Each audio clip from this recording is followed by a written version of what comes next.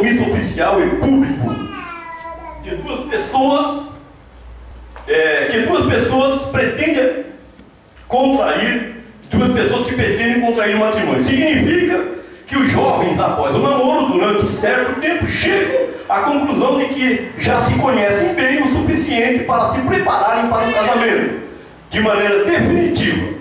Ainda podemos definir o noivado desta forma. Então, irmão, o noivado namorou, passou daquela fase de paixão. Por isso, irmão, que o namoro ele precisa ter uma extensão. Vamos aqui demarcar 6 meses, 1 ano. Então, precisa os dois se conhecerem. Conhecer um pouquinho do gênero um do outro.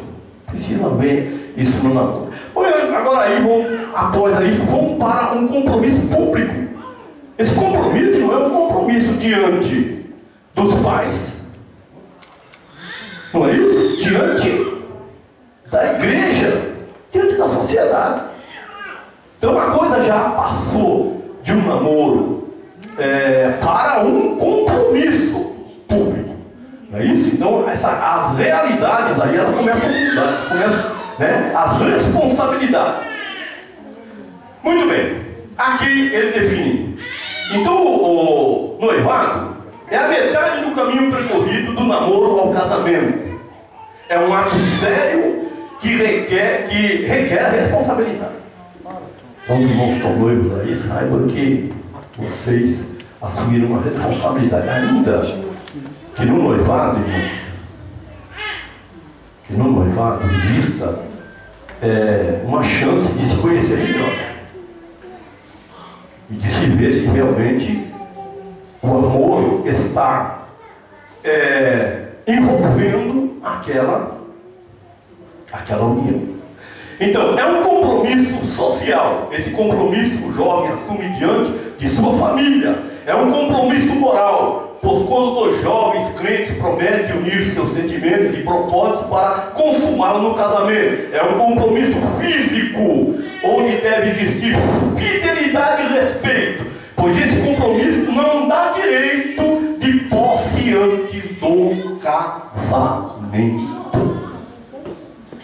Aí, irmão, é onde que mora a questão.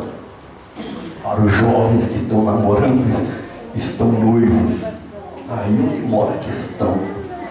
Aí, irmão, aonde muitos casamentos começam a desmoronar no noivado. Porque lá o moço e a moça já vai achar que pode avançar. Eu já tenho um compromisso, já conversei com o pai da moça mesmo, já está tudo acertado na igreja, tal. Nós temos compromisso mesmo. Irmão, e homem é cheio de ladainha. Homem não é brincadeira não. Briga com homem não, que homem é cheio de ladainha. Homem quando quer conseguir irmão, na hora que a carne acende, quando ele quer conseguir alguma coisa, ele fala, mas você não gosta de mim? Ok. Você tem que demonstrar que você gosta de mim. Então você não gosta. Olha nessa conversa não. Aí você fala para ele assim, então você demonstra que gosta de mim também, tendo paciência até o casamento. Não é isso, irmão? Para quê? Para que a coisa comece bem estruturada.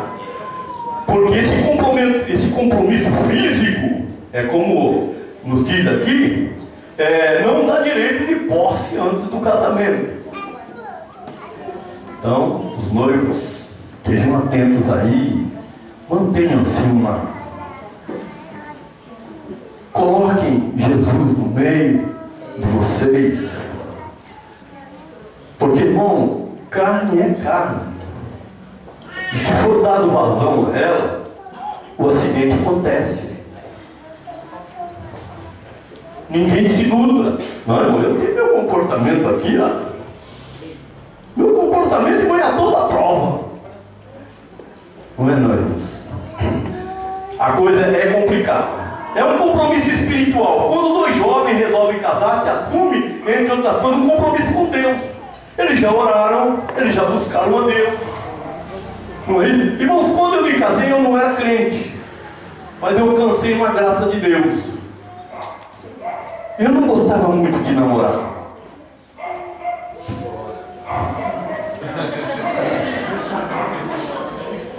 Eu não gostava muito de namorar. Mas um dia eu percebi uma coisa. Eu falei assim, peraí, eu preciso me casar. Aí eu me lembro até hoje, eu falei, Deus, eu preciso me casar. Mas eu preciso de uma mulher que ela me entenda e eu entenda ela. Na minha incredulidade, foi Deus que me inspirou, foi o Espírito Santo, irmão. Eu preciso de uma mulher que ela me entenda e eu entendo ela. Mas não custou nada para Deus colocar na minha frente a minha esposa. E eu louvo e exalto o nome do Senhor. Tivemos problemas? Quem não tem problema, irmão, na sua vida conjugal? Mas problemas a serem resolvidos. Problemas existem a serem resolvidos. Então, compromisso espiritual. Quando dois jovens resolvem casar, se assumem as coisas um compromisso com Deus. Já oraram? Já falaram com o Senhor? Não é isso, irmão? Estão ali com um compromisso com Deus. Diante o que acima está exposto, é preciso entender que o amor do casal deve começar no namoro, no plano espiritual, deve continuar no noivado, no plano social, e deve se realizar no casamento, no plano físico. Não se deve inverter a ordem dos fatores. A inversão pode acarretar em sérias consequências para o jovem. Observe o que diz a Bíblia. Provérbios 20 e 21. Quem me ajuda? Provérbios 20 e 21.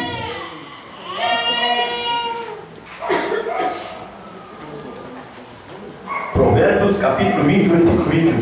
A posse antecipada de uma herança no fim não será abençoada. Opa! Olha, aí, irmão, o provérbio é um livro de sabedoria. Então ele diz, a posse antecipada de uma herança no fim não será abençoada. Então eu não quero tomar posse da herança antes de tempo. Por quê? Olha, irmãos, eu quero dizer uma coisa.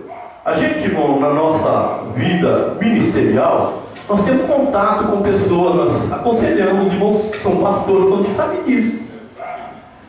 E nós nos deparamos com fatos, irmãos, que começou lá no namoro, que começou lá numa situação adversa, numa inversão de posições, aonde a pessoa, em vez de começar pelo certo, começou para o outro lado, tomando posse da herança. Não é isso? Nós visitamos um casal na ocasião, minha esposa, que agora aí se acusavam os dois, irmãos, porque tiveram um relacionamento, não é isso? Antes do casamento. E agora, depois do casamento, aquilo refletia. O coração deles pesava. Se acusavam entre si.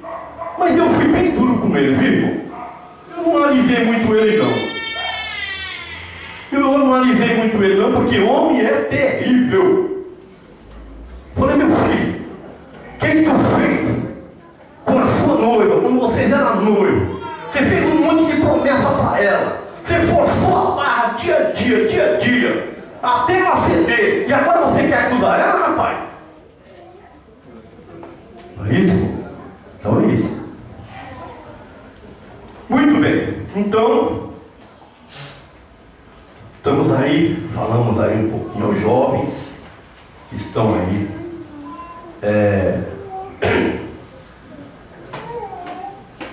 Esse plano de casamento, né? Tínhamos algumas coisas aqui, mas não temos para falar. Vamos.